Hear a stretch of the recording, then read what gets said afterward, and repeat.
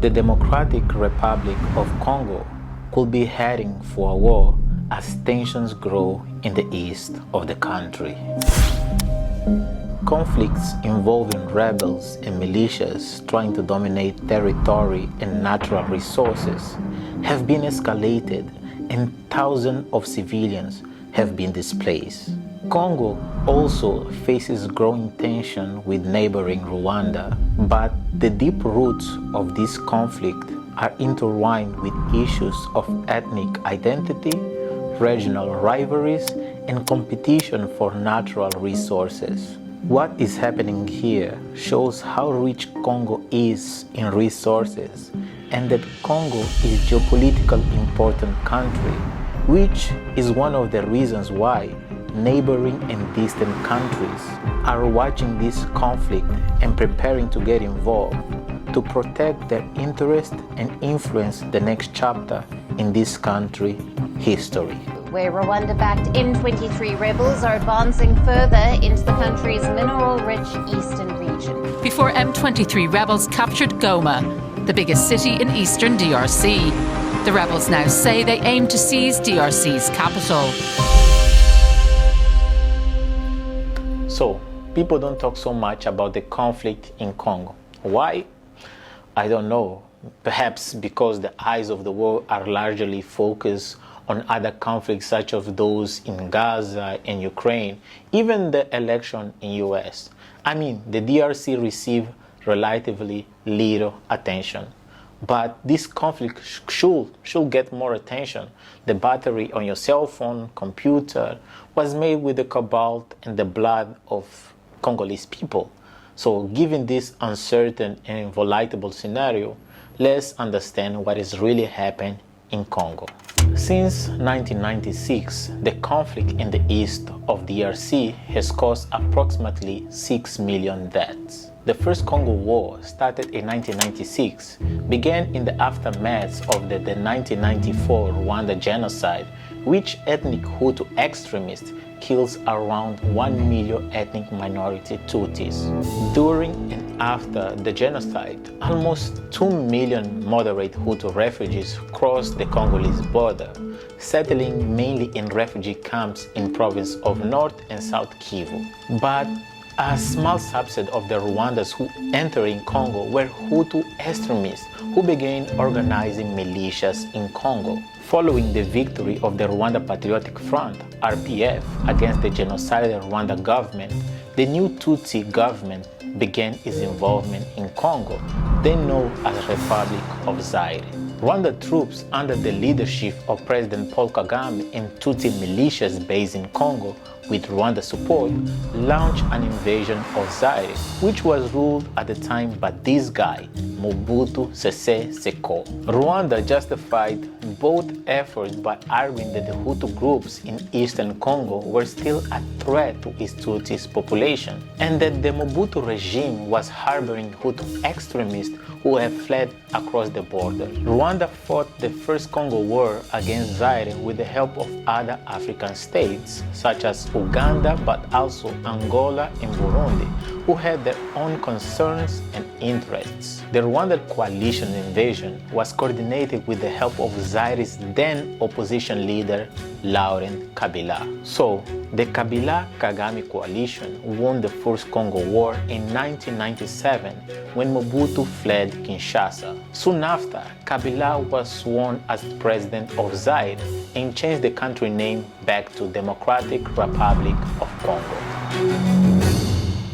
About a year later, in 1998, relations between Kigali and Kinshasa began to deteriorate. Mais on ne va pas laisser des étrangers venir occuper le pays d'autrui, et si on veut le repousser, on devient génocidaire. After rumors began to spread that Rwanda had influence over Kabila. But Kabila denied the allegations that Rwanda had been responsible for winning the war and putting him into power. During this same period, a group of rebels called the Rally for Congolese Democracy, or RCD, emerged, again with some influence from Rwanda and Uganda. Kabila also began to remove ethnic Tutsis from his government.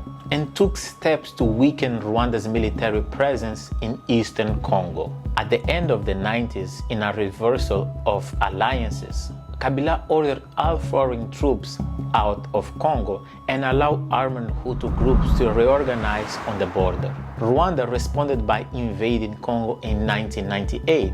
Rwanda declared it was to create a zone on the borders between Congo and Rwanda controlled by its own troops in order to create more distance from the Hutu groups in eastern Congo. The Armed Forces of Congo, FARDC, now supported by Angola, Namibia, and Zimbabwe, fought against the military of Rwanda, Uganda, and Burundi.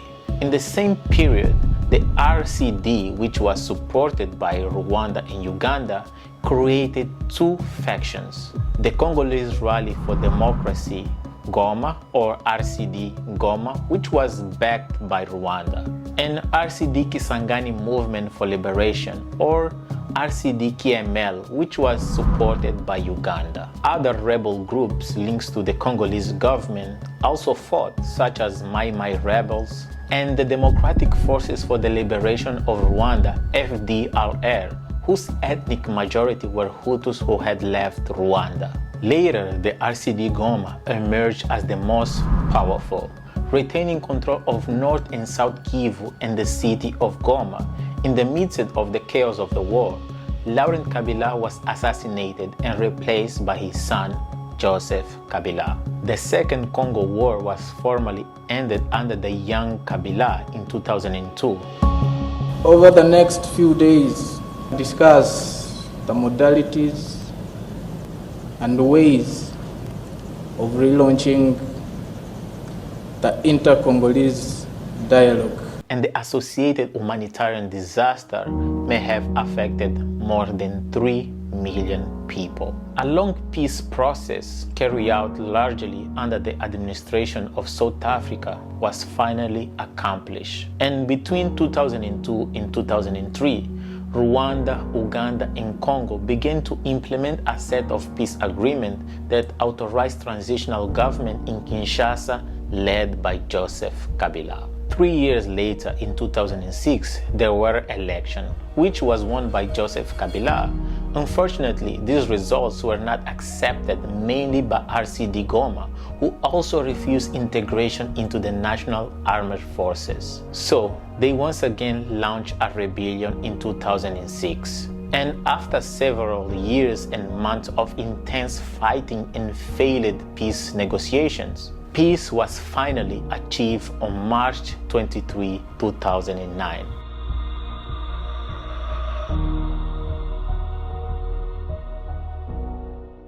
Remember this date, March 23, 2009, because it will make sense later. During the 2023 African Cup of Nations, the Congolese national team took this moment to protest about the conflict that is taking place in their country and the lack of attention from the world.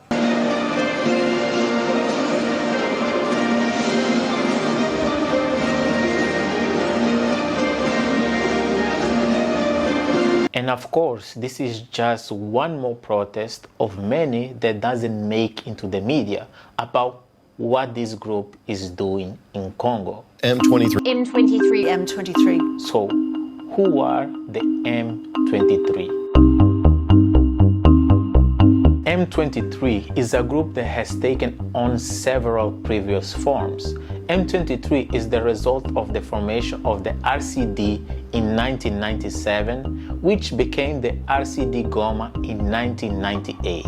In 2006, the RCD Goma was reconstituted as the National Congress for the Defense of the People, or CNDP, and later in 2012, CNDP reemerged as the M23 group.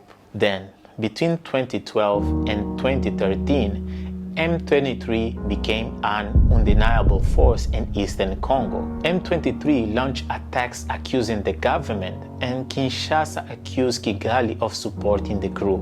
A UN mission together with the Congolese army managed to expel the M23 from its initial military campaign in 2013. So, years later, Felix Tshisekedi was declared the winner of the December 2018 elections. The transfer of power from President Joseph Kabila marked the first peaceful transfers of power in Congo's history. Now, after being defeated in 2013, the M23 rebels have resurfaced after a few years.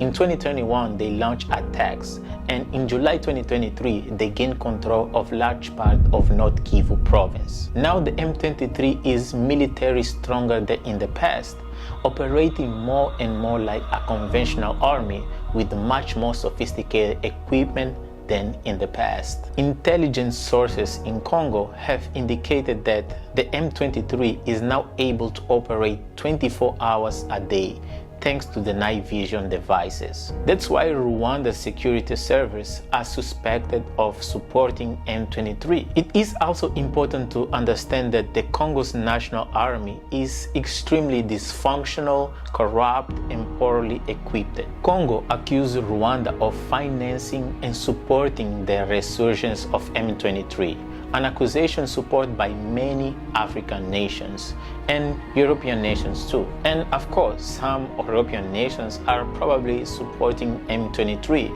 but in return, Rwanda accused Congo of once again supporting extremist Hutu militias and increasing its military presence inside Congo borders. President Felix Tshisekedi even compared Rwanda President Paul Kagame to Adolf Hitler, and reaching a lasting ceasefire seems distant. And some rebel groups in the region have shown hesitation in complying with any kind of agreement. In addition, the M23 threat is still there. The Congolese military and residents of Eastern Congo continue to face increasing attacks from M23 and other groups. Congo's relations with neighboring countries remain tense, including those with Burundi and Uganda. But who gains from these conflicts?